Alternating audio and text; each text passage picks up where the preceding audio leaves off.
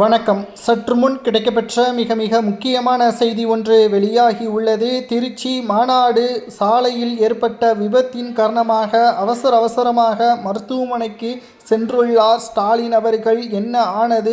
தற்பொழுது மிக பிரம்மாண்டமான மாநாடை நடத்திய KN நேரு அவர்கள் தலைமையில் தற்பொழுது இந்த மாநாடு திருச்சியில் மீண்டும் ஸ்டாலின் முதல்வராக வேண்டும் என்பதற்கேற்ப கிட்டத்தட்ட தமிழகம் முழுவதும் இருக்கக்கூடிய திமுகவின் நிர்வாகிகள், தொண்டர்கள் அனைவரும் திருச்சியை நோக்கி படையெடுத்துள்ளனர். சுமார் 1 கோடி வரை சாப்பாட்டிற்கு மட்டும் செலவு செய்யப்பட்டது. ஒட்டுமொத்தமாக 40 கோடி இந்த மாநாட்டிற்கு மட்டும் செலவு செய்யப்பட்டிருப்பதாக தகவல்கள் வெளியாகியுள்ளது. இந்த நிலையில்தான் திருச்சியை நோக்கி வந்த மிகப்பெரிய அளவிலான வேன்கள் தற்பொழுது கட்டுப்பாட்டை இழந்து கவிழ்ந்ததால் 12 பேர் தற்பொழுது மருத்துவமனையில் அனுமதிக்கப்பட்டுள்ளனர். இந்த செய்தியை கேட்டு வரக்கூடிய வழியிலேயே முதல்வர் ஸ்டாலின் அவர்கள் மருத்துவமனைக்கு சென்று பார்த்துள்ளதாகவும் தற்பொழுது நலமாக இருப்பதாக தெரிவித்திருப்பதாகவும் கூறப்படுகிறது. ஆனால் ஸ்டாலின் அவர்களுக்கு இது தேவையில்லாத வேலை என்றும், குறிப்பாக மாநிலத்தில் இருக்கக்கூடிய பிரச்சனைகளுக்கு மத்தியில் 40 கோடி இந்த மாநாடு செலவு தேவைதானா?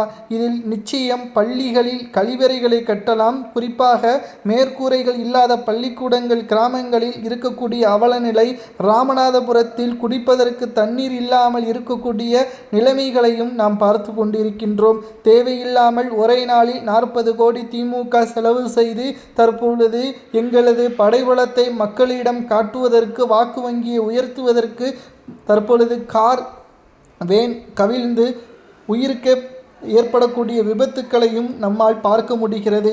இதற்கு காரணம் நிச்சயம் திமுக தான் என்று ஒருபுறம் கூறி வருகிறார்கள். திராவிட முன்னேற்றக் கழகத்தின் ஆட்சியில் 5 ஆண்டுகள் சாதனையில் இருந்தால் மக்களே நேரடியாக திமுகவிற்கு வாக்குகளை செலுத்துவார்கள்.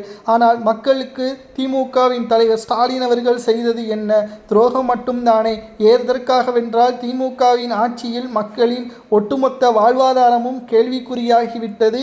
மேலும் திராவிட முன்னேற்றக் கழகத்தின் ஆட்சியில் வருமான வரி உயர்வு, சொத்து குவிப்பு போன்றவைகள் ஆளும் கட்சிகளை செய்வதாகவும், அமலாக்கத்துறை அதிகாரிகளது லிஸ்டில் 12 அமைச்சர்கள் இருக்கிறார்கள். அதை பற்றி ஸ்டாலின் அவர்கள் கேட்கவில்லை.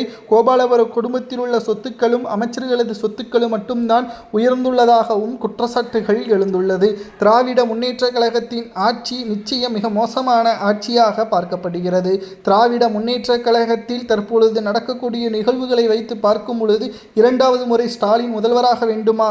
திருச்சியை நோக்கி வந்த வேனில் ஏற்பட்டுள்ள விபத்து, தற்பொழுது மருத்துவமனை ஸ்டாலின் சென்று இருப்பதை பற்றி கமெண்டில் கூறுங்கள்.